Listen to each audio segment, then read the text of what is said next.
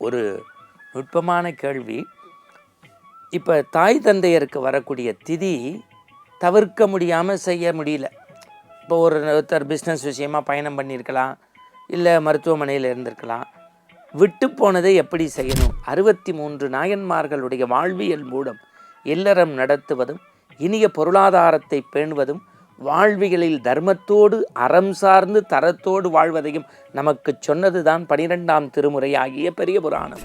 திருவண்ணாமலை நினைத்தாலே முக்தி தரக்கூடிய அக்னி தலம். அதனால்தான் அது பஞ்சபூத தலம். அங்கே மலையே இறைவனாக இருப்பான். நீங்கள் அப்படி திருவண்ணாமலையை பார்த்தா சுவாமி அப்படியே படுத்துக்கிட்டு இருக்க மாதிரி இருக்கும். அனைவருக்கும் அன்பு வணக்கம். நாள்தோறும் புலர்காலை பொழுதில் புதிய வெடிகளில் அற்புதமான இந்த காலை வேளையில் நல்ல நல்ல செய்திகளை தாங்கி வரக்கூடிய அருள் நேரத்தில் ஆனந்த ஆரம்ப பகுதியில் எங்கள் குழுவினரோடு உங்களை சந்திக்கின்றோம். நாள்தோறும் உங்கள் இஷ்ட தெய்வங்களையும் குலதெய்வங்களையும் வழிபட்டு உங்கள் காரியங்களை தொடங்குங்கள், ஜெயமாகும் என்கின்ற உத்தரவாதத்துடன் இன்றைய நிகழ்வுக்குள் செல்கின்றோம். நண்பர்களே, பாரத தேசத்தினுடைய பெருமைக்கு காரணம் மகான்களும் சான்றோர்களும் மட்டுமல்ல, இங்கு தோன்றிய நூல்கள். பிறன்மனை நோக்கா பேராண்மைதான் சான்றோருக்கு மிகப்பெரிய அழகு என்பதை இந்த மண்ணில் உணர்த்திய மாபெரும் காவியம் ராமகாதை. நடையில் நின்றியனாக அழியா அழகனாக அவதார புருஷனாக ராமனை காட்டியதற்கு மனைவியைத் தவிர பிறரை நினைக்கக்கூடாது என்பதை இந்த மண்ணுக்கு உணர்த்தியது. பாரதம் ஈயிருக்கும் இடம் கூட இனி நான் உனக்கு தரேன் என்று சொன்னபோது, உள்ளவனுக்கும் உரியவனுக்கும் உரிய இடம் இல்லை என்றால் பாரத போர் நிச்சயம் என்பதை இந்த மண்ணுக்கு சொன்னது மகாபாரதம். 63 நாயன்மார்களுடைய வாழ்வியல் மூலம் இல்லறம் நடத்துவதும் இனிய பொருளாதாரத்தை பேணுவதும் வாழ்வியலில் தர்மத்தோடு அறம் சார்ந்து தரத்தோடு வாழ்வதையும் நமக்கு சொன்னதுதான் 12ஆம் திருமுறை ஆகிய பெரிய புராணம்.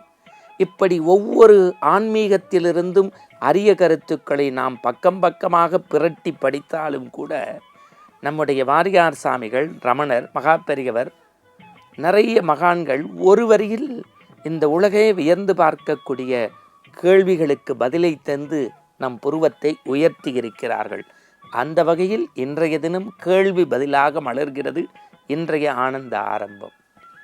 பஞ்சபூத தலத்தில் திருவண்ணாமலையை ஏன் அக்னி தலம் என்கிறார்கள்? அருமையான கேள்வி. உங்களுக்கு முதல்ல பஞ்சபூதம்னா மண், விண், நீர், நெருப்பு, காற்று. ஒவ்வொரு தலம், நீர்த்தலம் ஒன்று, நிலத்தலம் ஒன்று, ஆகாயத்தலம் ஒன்று உங்களுக்கு தெரியும். திருவண்ணாமலை நினைத்தாலே முக்தி தரக்கூடிய அக்னி தலம். அதனால்தான் அது பஞ்சபூத தலம். அங்கே மலையே இறைவனாக இருப்பான். நீங்கள் அப்படி திருவண்ணாமலையை பார்த்தா சுவாமி அப்படியே படுத்துக்கிட்டு இருக்க மாதிரி இருக்கும். அடிக்கு அடி லிங்கம் இருக்கும். நீங்கள் அந்த திருவண்ணாமலையை சுற்றி வந்தீங்கன்னா அதுக்கு வேடந்தாங்கல்னு பேர். என்ன வேடந்தாங்கல்? பறவைகள் சரணாலயத்திற்கு பேர் வேடந்தாங்கல். இது ஞானிகள் சித்தர்களுடைய சரணாலயம் இந்த திருவண்ணாமலை. அவர்களுடைய பாதார விந்தம் பட்டு பட்டு தேய்ந்த மண்ணில் நாம் நடந்தாலே முக்தி. அதனால்தான் கோபுர தரிசனம் கோடி புண்ணியம், நினைத்த மாத்திரத்திலேயே முக்தி தருகிறது. தீப தரிசனம் பாவ விமோச்சனம்னு சொல்லக்கூடிய அக்னி தலத்திற்கு நீங்கள் செல்லணும். அடுத்து ஒரு கேள்வி கேட்குறாங்க. ரமணர் பதில் சொல்கிறார். மனிதன் துறக்க வேண்டியது எது? 3 விஷயத்தை சொல்கிறார். ஆசை, காமம், கோபம். பெரும்பாலும் மனிதனால் துறக்க முடியாதது தான் இந்த 3. அதை திறந்துட்டோம்னா நம்ம ஞானி ஆகாட்டி கூட மனுஷன் ஆகிடுவோம். ஆசை, காமம், கோபம். அடுத்து வாழ்வில் உண்மையான மகிழ்ச்சி எது? அதுக்கு அற்புதமாக சுவாமி சித்பவானந்தா சொல்கிறாரு, பிறரை மகிழ்வித்து மகிழ்வது. அடுத்தவனை மகிழ்ச்சியோடு வச்சுருக்கோம்ல, அதில் கிடைக்கக்கூடிய மகிழ்ச்சி இருக்குது பாருங்கள், அதுதான் ரொம்ப பேரானந்தம். அடுத்து பெரிய செல்வம் எது? மகாபெரியவர் எழுதுகிறார், போதும் என்கின்ற திருப்தி தான் உலகத்தின் பெரிய செல்வம். கணபதி அண்ணா பெரியவர் சொல்ல சொல்ல எழுதியிருக்காரு.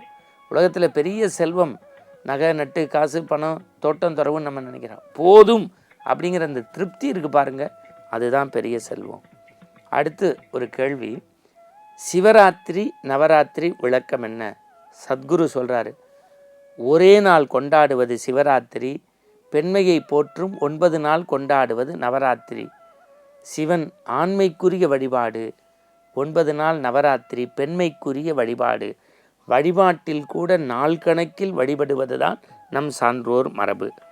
அடுத்து ஒரு அற்புதமான கேள்வி, துலாபாரம் ஏன் அப்படின்னு. இதுக்கு கிருஷ்ண பிரேமி என்ன சொல்கிறார், பொதுவாக தம் குழந்தைகளினுடைய உடல் உறுப்புக்கள், நோயற்ற வாழ்வு, வாழ்வின் வசந்தம் இவற்றையெல்லாம் தந்து இவர்களுடைய பாரத்தை இறைவன் சுமப்பதனால் பெரும்பாலும் இந்த துலாபாரம் கிருஷ்ணன் சன்னதியில் நடக்கிறது. நீங்கள் இன்றைக்கும் குருவாயூரில் பார்த்தீங்கன்னா பெரிய 2 தராசு தொட்டும் ஒரு பக்கத்தில் இவங்களை உட்காத்தி வச்சுருவாங்க, இன்னொரு பக்கத்தில் உப்பு, புளி, அரிசி, வாழைக்காய், சர்க்கரை, சில்லறைக்காயின் எது வேணாலும் நம்முடைய பாரத்தை இறைவனிடத்தில் வேண்டிக் கொண்டு அப்படியே இறக்கி வைக்கிறோம். இந்த துலாபாரம் பெரும்பாலும் கிருஷ்ண சன்னதியில் தொடங்கி இப்போ எல்லா இடங்களுக்கும் வந்துருச்சு. ஒரு நுட்பமான கேள்வி, இப்போ தாய் தந்தையருக்கு வரக்கூடிய திதி தவிர்க்க முடியாமல் செய்ய முடியல. இப்போ ஒருத்தர் பிஸ்னஸ் விஷயமாக பயணம் பண்ணியிருக்கலாம், இல்லை மருத்துவமனையில் இருந்திருக்கலாம். விட்டு போனதை எப்படி செய்யணும், இதுக்கு மடத்தை சேர்ந்த மகா பண்டிதர் சூரி சாஸ்திரிகள், விஜயசாஸ்திரிகளுடைய மைத்துனர் சூரி சாஸ்திரிகள் அற்புதமாக இதுக்கு பதில் சொல்கிறார் அவருடைய புத்தகத்தில். கண்டிப்பாக சிரார்த்தங்கள் செய்ய வேண்டும். அந்த ஆத்மாக்கள் புண்ணிய தாகத்தை போர்க்க வேண்டுமென்றால் அடுத்து வரும் திதியிலோ அல்லது ஏகாதசி திதியிலோ முன்னோர்களாகிய தாய் தந்தைக்கு இடைவிடாமல் திதியை செய்ய வேண்டும். மிக அற்புதமாக இந்த பதில் இருக்குது. கோவிலில் நாம் தவறாது வலம் வர வேண்டிய இடம். வாரியார் ஒரே வரி சொல்கிறார், உச்சந்தலையிலிருந்து உள்ளங்கால் வரை மகிழ்ச்சிப்பட தலவிருட்சத்தை சுற்றி வா அப்படிங்கிறார். அப்புறம் பலிபீடம் அப்படின்னாலே நமக்கு என்னன்னு தெரியல. எதுக்காக அந்த பலிபீடம்னா, இறைவனுக்கு மட்டுமல்ல, நம்முடைய எண்ணம், காமம், குரோதம், லோபம், மனம், ஆச்சரியம் எல்லாத்தையும் பலி போடணுங்கிறார். உலகத்தில் எது சிறந்த வழிபாடு? யோகி ராம் சரத்குமார் எழுதுகிறார், பிறர் வாழ்க்கையின் வசந்தத்திற்காக, பிறருடைய நலனுக்காக செய்யக்கூடிய கூட்டு வழிபாடே சிறந்தது. இன்னும் சொல்லப்போனால் பிரசாதத்தின் பயன் என்ன? ஒரு வரியில் ரமணர் சொல்கிறார், பகுத்துண்டு பள்ளியில் நோம்புதல், பிறருக்கு கொடுத்து சாப்பிடு, அதுதான் இன்பம். இதைவிட இந்து தர்மத்தில் நம்முடைய மேன்மையான விஷயங்கள் இருக்க முடியுமா என்று எண்ணி பாருங்கள். இதுவே ஆனந்த திறவுகோல். மீண்டும் நாளை காலை ஆனந்த ஆரம்பத்தில் சந்திப்போம். எங்கள் குழுவினரோடு நல்ல செய்திகளை இதயத்தில் சிந்திப்போம். வணக்கம்.